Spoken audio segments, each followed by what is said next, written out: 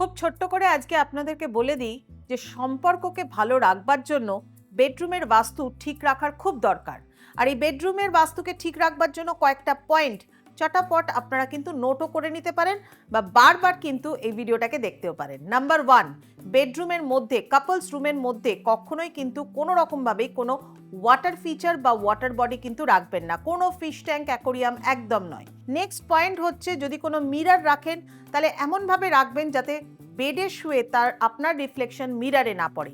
Number 3, কোনো বন্ধ ঘড়ি কিন্তু অবশ্যই বেডরুমে রাখবেন না, এবং সেই ঘড়ি যদি আপনার বেডরুমে রাখতেই হয় তাহলে তাকে পূর্ব দিকের দেওয়ালে কিন্তু অবশ্যই প্লেস করুন। নাম্বার 4, আপনার বেডরুমে যদি কোনো টিভি থাকে, যদি রাত্রিবেলা টিভি দেখছেন ঘুমিয়ে পড়ছেন এরকম অভ্যেসটা কিন্তু ছাড়ুন।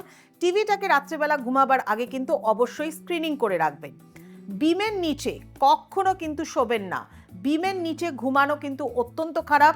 শরীর কিন্তু ভীষণভাবে ডিপ্রেসড হয়ে যায়, স্ট্রেসড হয়ে যায়, তাই জন্য বিমের নিচে ঘুমাবেন না। বেডের হেডবোর্ড অবশ্যই পূর্ব দিকে বা দক্ষিণ দিকে রাখবেন, এবং তার সাথে সাথে অবশ্যই কাপলস রুমে যদি কোনো টয়লেটের পজিশন থাকে তাহলে চেষ্টা করুন টয়লেটের দরজার বাইরের দিকে কোনো মিরর লাগাবার।